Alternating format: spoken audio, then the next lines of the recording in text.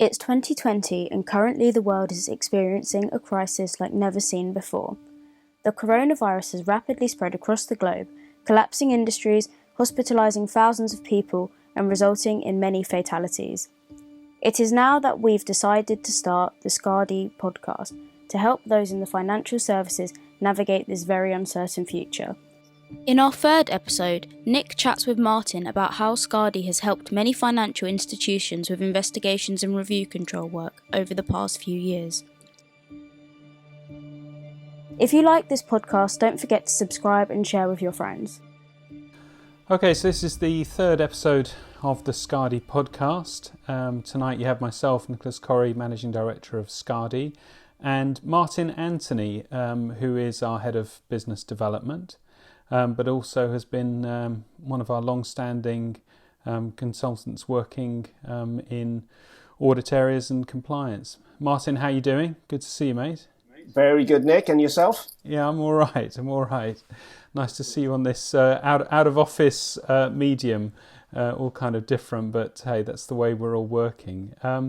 So Martin, you obviously have reasonable amount of experience now working in some of our review teams for Skadi. But what's your background? How did you find your way to Skadi? What's your experience in the financial markets?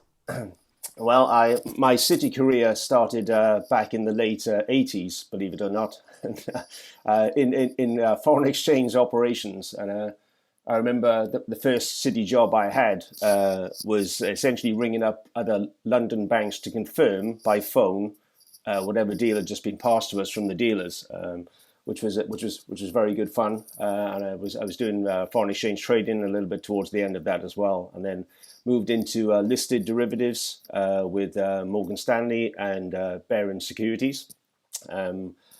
And was probably doing that for 3 or 4 years before spending the majority of my career in agency portfolio trading, so equity based. Again, that's with Barron Securities, as was ING that took them over, and then the Bank of New York. A varied career, but a very enjoyable one too. So uniquely, you're one of our people that has worked, both in the front office, but also in the operations area. Because you mentioned obviously listed derivatives operations, I think, and FX operations too. So how different is it working in operations area from front office? Well, I think it's a very good grounding. I think back in the day, I think the opportunities to move from an operations environment into a front office trading, sales, brokerage kind of role were more prevalent than they are today. But I think it was a really good grounding, from the back to front, to look at all the processes, look at all the controls that were there, and really get to grips with the nuts and bolts of how financial products really work. What the knock-on effect is. When a trade gets passed to the middle office, it gets or straight through into operations now, and the knock-on effects for settlements and payments and reconciliations of P&L. It was a great grounding, I think, back in the day. I think it's interesting because you've had that sort of experience, and then taking that forward into your career with Skadi and working on the reviews and so on. How have you applied that knowledge, do you think, to some of the review and control work that you've been doing? Well, I think over the years, you get regulations change, and you have various compliance officers come into the desk, internal auditors come into the desk, and talking you through the issues that they are seeing. So you've kind of seen it from the front office point of view over decades, really.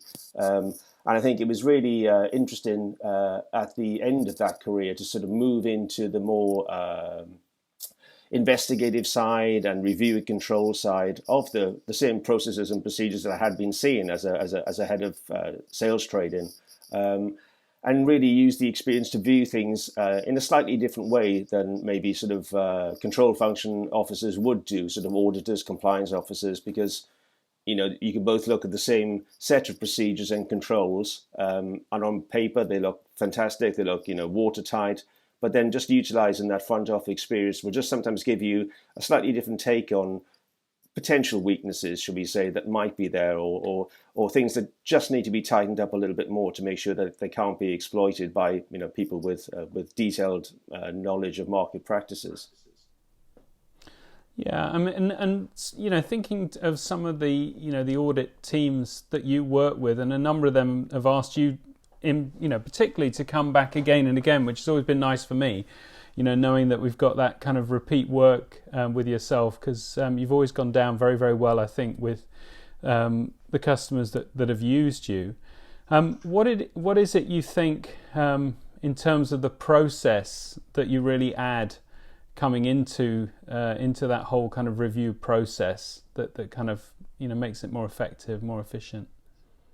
Well, I think, and especially in times like this, with the moves that we've been seeing in the markets, and the spreads, the daily moves, just unprecedented, keeps cropping up over and over again. But it really is, and I think it's really important that the control functions are acting as efficiently as possible.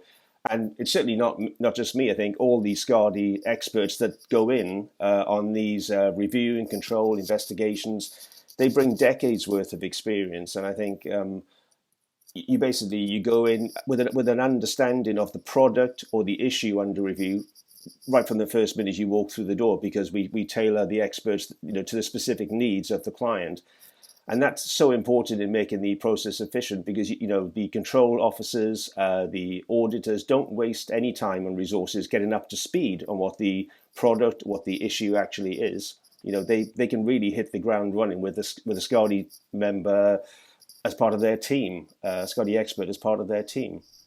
And yeah, I think that really does make a big difference. And I think it's interesting. What I've tended to find myself is that there's so many aspects. I think there's big challenges when you are in that any kind of review function, because you're not just reviewing that one particular business. Often you've been looking at a different business, and you won't have been into the business that you're looking at for probably 18 to 24 months, because you need to allow that business to continue to function, continue to grow. You can't be in there disturbing what's happening. So there is always a certain amount of refreshing, I think, getting yourself back up to speed with a business. And I think that's where I think I've had, myself most impact, I think, in terms of, getting to the heart of what people are looking at, more rapidly. And then I think, some of the interesting aspects I've found is you do bring that subject matter expertise, but I think there's also a certain amount of translation that takes place as well, because the colloquialisms that are used in front office, in certain businesses and so on, are often very difficult to cut through. I remember a situation I was in where there was someone from audit talking to a trader, and they were both talking about spreads. And literally 2 minutes into the conversation, it was very apparent to me that neither of them were talking about the same kind of spread. The trader was talking about a spread to a benchmark, and the auditor was talking about the bid-offer spread. And they were both having a conversation very happily, but neither understanding each other. And it's that kind of lost in translation, I think, that can be one of the the challenges when you're working with people who are from very different backgrounds. That's right. And I think we've seen over the years where you've got an auditor or compliance officer who just wants to get to the bottom of an issue, and is having to interrupt a very busy head of trading, head of sales, who is really not going to give him very much time at all. And if the head of trading or sales can use any opportunity to make it sound much more complex than it really is, to brush somebody off and kick the meeting down the line a few times, they certainly will. And I think we've seen it happen, and it's just so nice to be on the other side as part of the control function team, not necessarily adding a little bit of firepower, but just being able to sort of ask the question when it needs to be asked, the relevant question. Where I think control function staff have a very difficult job at the best of times. Regulations change frequently. They've got to keep up to date on everything. They've got to make sure that the firm or the financial institution remains compliant at all times. So it's now especially it's even harder, I guess, with the remote working conditions that everyone's under. But the regulators have made it clear that while they will allow some sort of temporary relief on certain deadlines, thinking uncleared margin rules have been postponed slightly, the ultimate responsibility for remaining compliant remains with the firm, so that these control function professionals have to just get the job done. So I think any way we can help to cut through any layers of complexity that don't really need to be there and get to the bottom of the issue as quick as possible is tremendously valuable. Yeah, no, I think you make a good point. I mean, it is going to be interesting to see through this process, because obviously, different way that everybody is working, and really a kind of almost microcosm and study at how quickly behaviours develop. Because I don't think we've seen any time in your and my career a period in which people have had to adapt and have been successful at adapting to an entirely new way of working. I mean, I think the only time I can think where there's been anywhere near the rate of adoption of a new way of working is really back at the start of your and my career. When we changed from using, fax machines and telexes to using, what was CC mail. It wasn't even email at that point. But that kind of changeover into how you could use, electronic communications to change the way that you worked.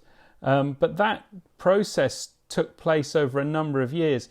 What's fascinating about this period for the market that we're in at the moment and the industry that we're in at the moment, and particularly the control industry, is the fact that change has been enforced upon us, and it has been successful and adapted to in the space of a month. I mean, it really is, just aside of the operational infrastructure challenges, just the behavioural adaptation has been so quick in that time, and it will be very interesting to see how long that behavior, or whether there is a change in behavior when people at some point return to, let's say, the old way of working, if there is a return to the old way of working, because who knows at this point.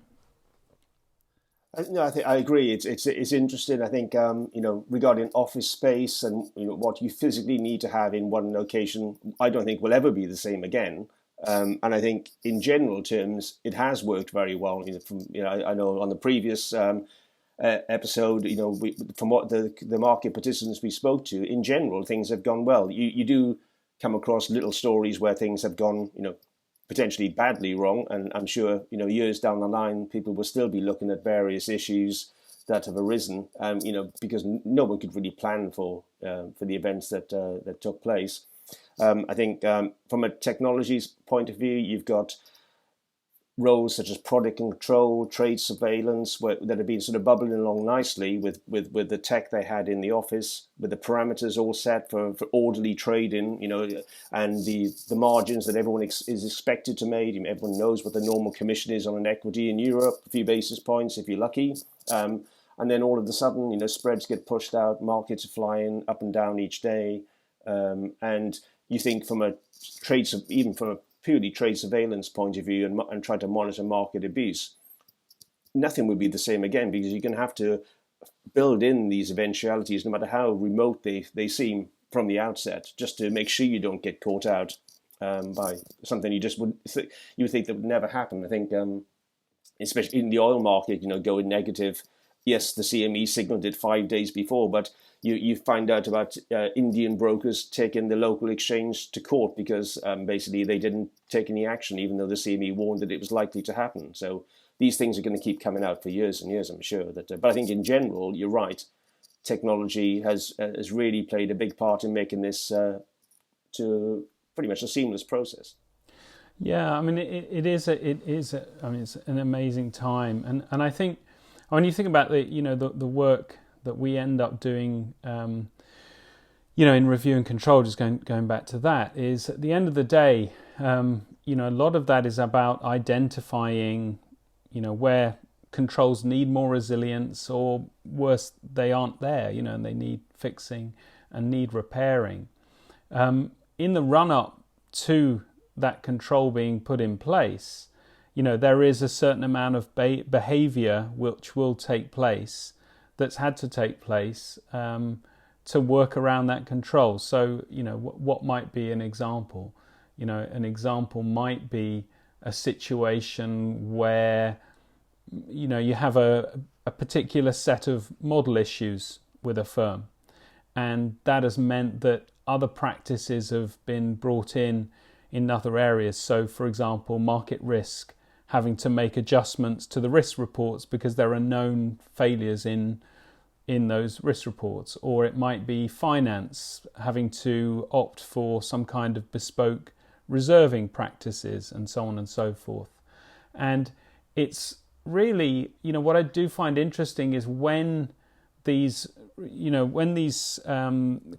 points are raised, and when they are effectively remediated, and when they are closed, I do think that there is probably not enough thought given to whether the behaviour that accompanied that lack of control has also changed, has also adjusted in light of the repaired control. I mean, that's a sort of, one aspect that I think, I'd like to see more follow-up from in the control functions that we work with. But again, it's down to time, because it's often not a luxury. It's, you're trying to close these points off and move on to the next item, if you like.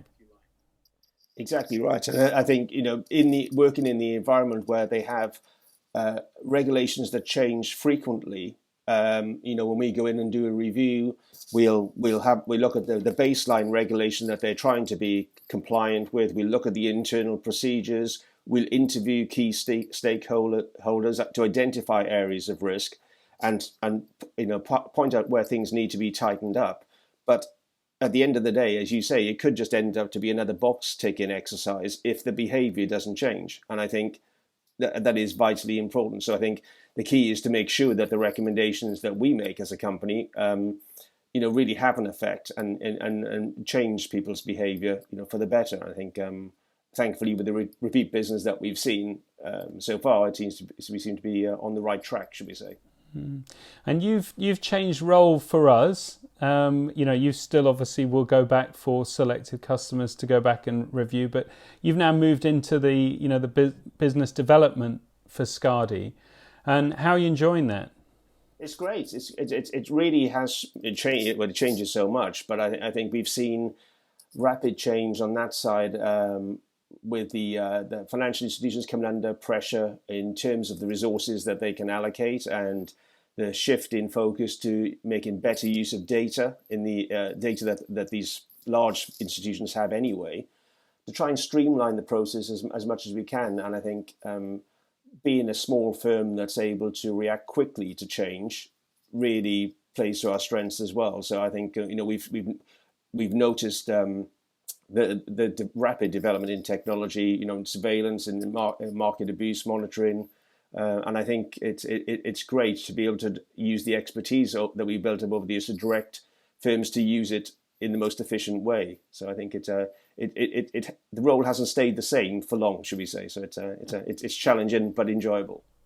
Yeah, I mean it is interesting. I mean, you and I particularly, and others on the team, we are constantly developing the business, and that's been something that we've been used to, sitting in a room together in South Key, back to back. How have you found, trying to develop ideas with the team, from your own front room? Yeah, good and bad. Yeah. No, I think, well, going back to technology has been fantastic. And, we chat every day. We can bounce ideas back and forth. We have shared drives, and within the limits of home broadband, thankfully, it's held up pretty well. Multiple screens, there hasn't been a large impact at all to the way we can get things done. I think what you maybe miss is just bouncing ideas quite so much off people, in an office environment. And I think in the same way traders do on trading floors, you can pick up a sense of something that's going on without really being aware that you're listening. And I think it's that kind of like a buzz from an office environment that you do miss. But thankfully we can keep in regular contact with each other through Zoom and Skype and various other things, WhatsApp. Yeah, I mean, I know that the conversations are going on out there now. People, tentatively are inquiring of their business lines. How would they like to return, or let's say return, but what the next phase would be if it is signalling a return. And certainly our consultants have been asked, by the places they're working in, some of them anyway, what would they like to do? Would they be wanting to go back to some kind of split operation, getting some more office time? Would they find it beneficial for the work they're doing? Would they actually, or are they happy working on a home working basis? Do they need to be working on a home working basis because they've got someone vulnerable in the household that they need to shelter and therefore can't return to work? So, I mean, these are, unusual and unprecedented times. I think the point you make about, having all that time to kind of bounce ideas off, it is interesting that I think that our productivity has gone up quite a bit by being able to sort of switch that off and going away and having the time to implement some of those ideas. Yeah, I think you could be right, actually. And I think, the whole the lots of institutions and firms out there adopted the A and B scenario, but it only really was around for a week or so before it was completely shut down. So you kind of think, most of the firms have commitments on office space. They probably are not going to make any big decisions for the short term and medium term anyway. So maybe A and B is the step that they go to initially, and then evaluate at the next proper renewal. Do they need the floor space? Do they need more hot desking and have more flexibility where they have some staff working from home on a more regular basis? But it's certainly going to be an interesting time. I remember at the start of the career seeing all the big disaster recovery and business continuity sites lying empty out in the East End of London and other places, and you kind of wonder what's going to happen to all of those. Yeah, well, I think beyond that, I wonder about office space. I mean, we had a conversation with one head of a third line area, and they were definitely talking about that possibility, about what happens, whether the financial institution in question needs that much office space going forward, and whether there will be a rethink. I mean, people are only opining, I think, at this stage, but it is an interesting question because it's certainly, I think, opened everyone's eyes that there are,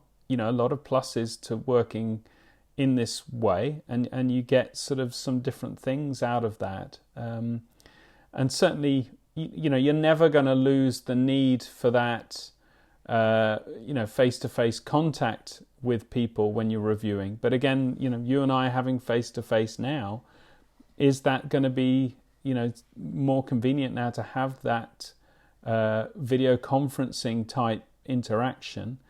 And, again, we are doing deep dive testing of data when we're looking at, the way that someone from a business has presented, the manner in which they do things, and then we go away and test that. We find ways to test that. Well, that's work that can be done from any area. Doesn't necessarily have to be in an office, as long as you have the data and able to manipulate it.